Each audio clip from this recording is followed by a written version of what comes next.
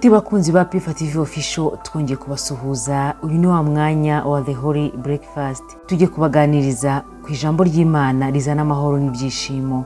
Abaroma ibice 15 umurongo wa 13 haranditse ngo Imana nyiri ibyiringiro ibuzuza umunezero wose n'amahoro biheshwa no kwizera, kugira ngo murusheho kwiringira mubiheshejwe n'imbaraga z'umwuka wera. Nimwa Paulo yakoresheje aya magambo yifuriza abakristo bagenzi be ko Imana yabaha ibyishimo n'amahoro. Imico yombi ni myiza kandi ifite aho ihuriye n'ibyiringiro Imana itanga hamwe n'umwuka wera. Ibyiringiro Imana itanga tubimenya ari uko twize ijambo ryayo muri Bibiliya. Dukurikije ibivuga umurongo wo mu Baroma ibice 15 umurongo wa 4 hagira hati: ibyanditswe kera byose byandikiwe kutwigisha, kugira ngo kwihangana no guhumurizwa bitangwa nayo biduhesha ibyiringiro. Ni kimwe n'ibyanditswe mu ibaruwa ya kabiri Paulo yandikiye Timoteyo ibice 3 umurongo wa 16 haragira hati: ibyanditswe byera byose byahumetswe n'Imana kandi bigira umumaro wo kwigisha umuntu no kumwemeza ibyaha bye no kumutunganya no kumuhanira gukiranuka. Bibiliya iduhishurira isezerano Imana itanga ry'uko izakemura ibibazo bituma abantu babaho nta byiringiro bafite muri iki gihe. Urugero,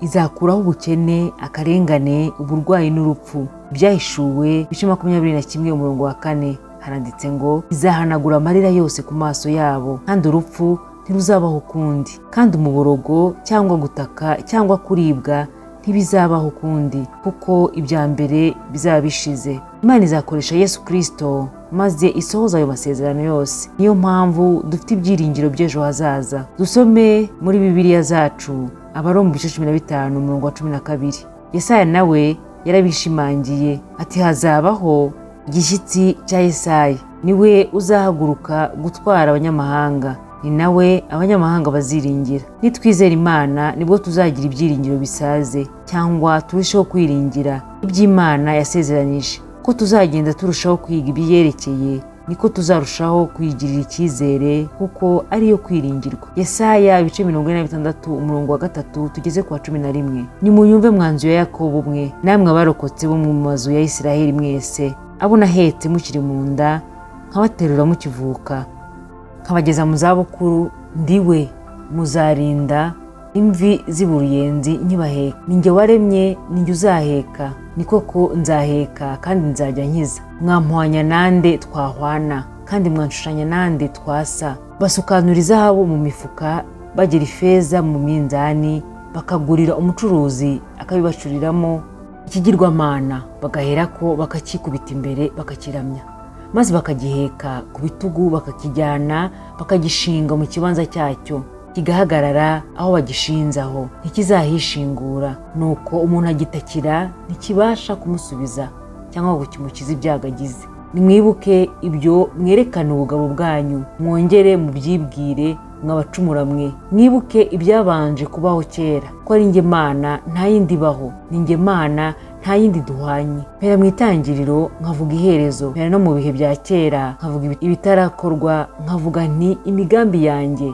izakomera, kandi ibyo nzashaka byose nzabikora. Nzahamagara igisiga cy'amerwe kibi iburasirazuba, ari cyo mugabo ufite imigambi yanjye uturuka mu gihugu cya kure. Narabivuze no kubisohoza nzabisohoza, narabigambiriye no kubikora nzabikora. Tito igice cya 1 umurongo wa 2. Twishimira ibyiringiro bidashidikanywaho Imana itanga, kandi ibyo byiringiro bituma umuntu agira ibyishimo n'amahoro nubwo yaba ahanganye n'ingorane. Mu Baroma ibice 12 umurongo wa 12. Nanone amahoro, ibyishimo n'ibyiringiro byose bifite aho bihuriye n'umwuka wera wo mbaraga z'Imana. Imana izakoresha umwuka wayo mu gusohoza amasezerano yayo, ibyo bitanga ibyiringiro. Uwo mwuka nanone utuma abantu bagira imico myiza, urugero nk'ibyishimo n'amahoro. Bagalatiya ibice 5 umurongo wa 22. Impamvu umurongo wo mu Baroma 13 wanditswe: ubusanzwe igitabo cy'Abaroma ni ibaruwa Paulo yandikiye abakristo babaga mu mujyi wa Roma. Bamwe muri abo bari Abayahudi, abandi atari bo. Paulo yabateye inkunga gukomeza gukora uko bashoboye kose, bakunga ubumwe mu bitekerezo no mu bikorwa, nubwo barakuriye mu duce dutandukanye no mu mico itandukanye. Paulo yibukije abakristo b'i Roma ko hari hashize imyaka myinshi